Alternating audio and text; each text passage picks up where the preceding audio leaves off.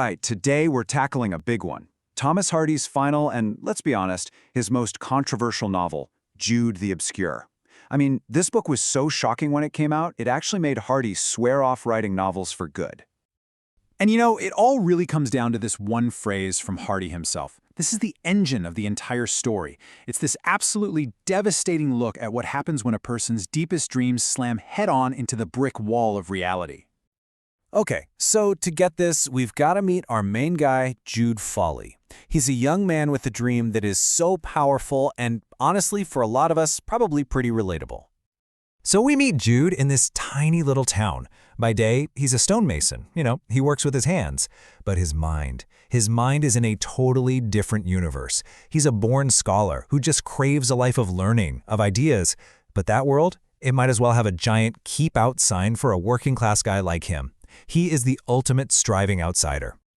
Right from the very beginning, Hardy just lays the central conflict out with brutal honesty. On one side, you have Jude's massive personal ambition, this dream of studying at Christminster, which is basically Hardy's version of Oxford. And on the other side, you've got this immovable object, a rigid Victorian class system that was built to keep people exactly where they were born. Now here's what's so important to get. Jude's enemy isn't just one person. There's no single villain he can go up against. No, his real enemy is, well, it's everything. It's the entire fabric of Victorian society, all its rules, its expectations, and its hypocrisies. You can almost think of his struggle like a war he's fighting on 3 different fronts at the same time. First, you've got the class system, which basically says, sorry, stonemasons don't get to be scholars. Then there's the institution of marriage, which Hardy paints as this kind of social cage. And finally, there's this rigid institutional religion that talks a good game about compassion, but often ends up being incredibly cruel. And all of this is perfectly captured by the city of Christminster. I mean, the irony here is just gut-wrenching. From a distance, that city is everything Jude wants. It's a beacon of freedom. But when he actually gets there, he finds out all the doors are locked to people like him.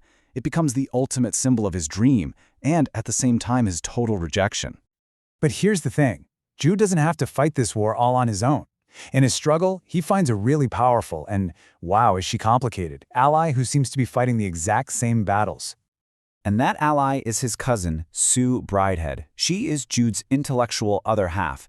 She is fiercely independent, she questions everything, and she's what they called a new woman, someone who just completely rejects the role society says she's supposed to play.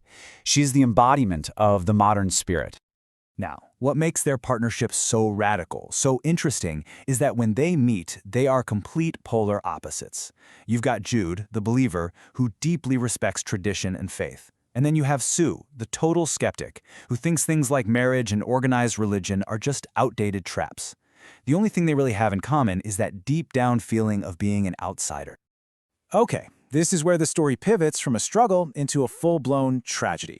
Because it's not just about society crushing them from the outside anymore, it's about this devastating collapse from within, a complete flip-flop of their beliefs that is going to doom them both.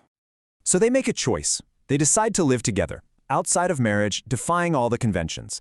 But their rebellion comes at a huge price. Society turns its back on them, they're thrown into poverty, and then they're hit with an absolutely unthinkable family tragedy that just shatters them. And under the weight of that tragedy, it's like they swap places. It's unbelievable. Jude, who started out as this man of deep faith, sees so much cruelty and loss that his belief just evaporates. He becomes the skeptic. And Sue, the fierce rationalist, she's so broken by guilt that she completely abandons reason and runs back to this very rigid, punishing form of religion. And that reversal is really what destroys them in the end. They can't be allies against the world anymore because, ideologically, they're now pulling in completely opposite directions. It's this internal collapse that guarantees their defeat. They lost the one thing that was keeping them going, each other. So, the end of this story isn't just a downer. It's Hardy's final, unforgettable warning about what can happen when the individual goes up against the system, and maybe about the dangers of a certain kind of freedom. Look at where they end up.